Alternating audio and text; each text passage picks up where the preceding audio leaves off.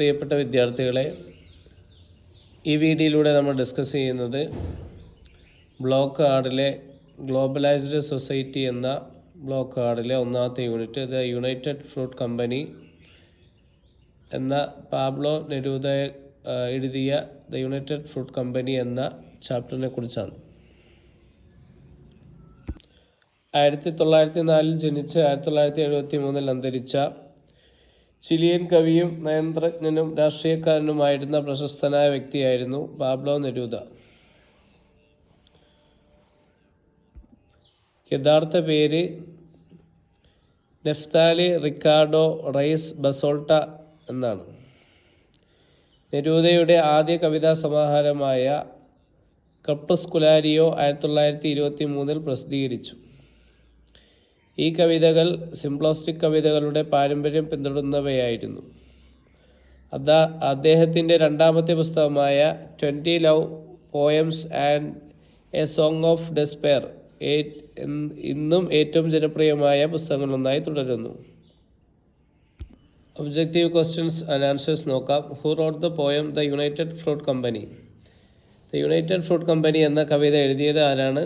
Answer Pablo Neruda. What was the birth name of Pablo Neruda?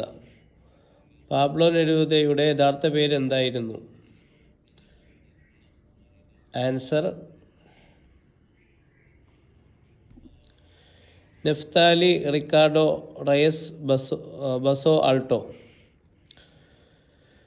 മൂന്നാമത്തെ question,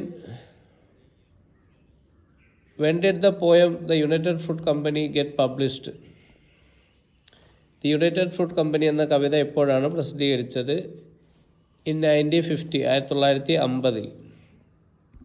നാലാമത്തെ ചോദ്യം, when happened when the trumpet was sounded? കാഹളം മുഴങ്ങിയപ്പോൾ എന്ത് സംഭവിച്ചു? Jehovah gave the world to multinational corporations such as Ford Motors, Anaconda Mining Company and the United Fruit Company.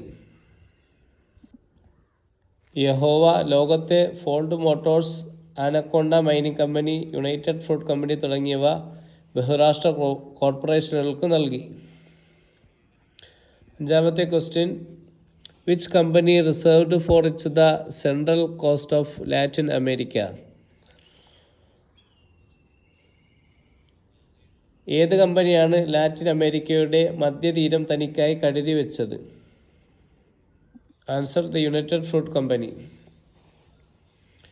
ആറാമത്തെ ചോദ്യം, which region of the Latin America is termed the delicates waist of America by the poet?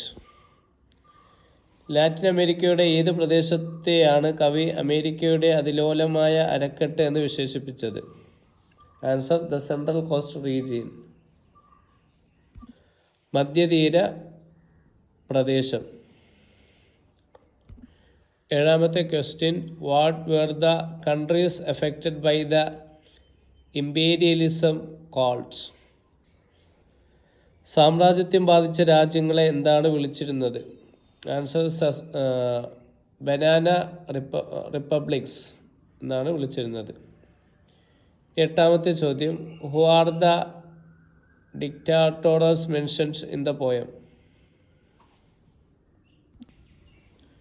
കവിതയിൽ പരാമർശിക്കുന്ന സ്വേച്ഛാധിപതികൾ ആരാണ്?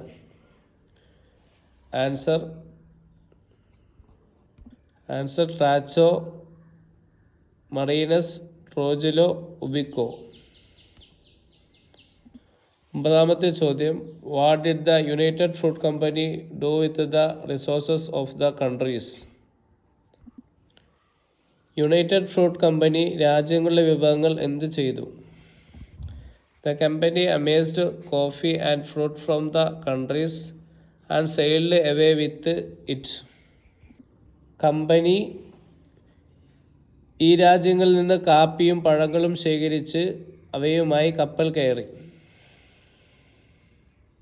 പത്താമത്തെ ചോദ്യം, how does the poem depicts the face of the indigenous people? തദ്ദേശീയരായ ആളുകളുടെ വിധി കവിത എങ്ങനെ ചിത്രീകരിക്കുന്നു? Answer. The indigenous people are described as falling into the harbors and being buried like discarded numbers, rotting fruits, and nameless entities on the garbage heap. തദ്ദേശീയരായ ആളുകളെ തുറമുഖങ്ങളിൽ വീഴുന്നതായും ഉപേക്ഷിക്കപ്പെട്ട നമ്പറുകൾ, ചീത്ത പഴങ്ങൾ, മാലിന്യ കൂമ്പാരത്തിലെ പേരില്ലാത്ത വസ്തുക്കൾ എന്നിവ പോലെ അടക്കം ചെയ്യുന്നതായും വിവരിക്കുന്നു. 11ാമത്തെ question. Who do the bloodthirsty flies represent in the poem? രക്തദാഹികളായ ഈച്ചകൾ കവിതയിൽ ആരെയാണ് പ്രതിനിധീകരിക്കുന്നത്? ആൻസർ. ഡിക്റ്റാറ്റോർസ്, സ്വേച്ഛാധിപതികൾ. ഇതിൻ്റെ മുഴുവൻ ക്ലാസ്സും literature and the contemporary world എന്ന ടെക്സ്റ്റിലെ എല്ലാ യൂണിറ്റിലെയും ക്ലാസ് ലഭിക്കുന്നതിന് വേണ്ടിയിട്ട് ഡിസ്ക്രിപ്ഷനിലുള്ള വാട്സപ്പ് നമ്പറിൽ ബന്ധപ്പെടുക. അസൈൻമെൻറ്റ് ക്വസ്റ്റ്യൻസ് ലഭിക്കുന്നതിന് വേണ്ടിയിട്ട് ഡിസ്ക്രിപ്ഷനിലുള്ള വാട്സപ്പ് ചാനൽ ഫോളോ ചെയ്യുക.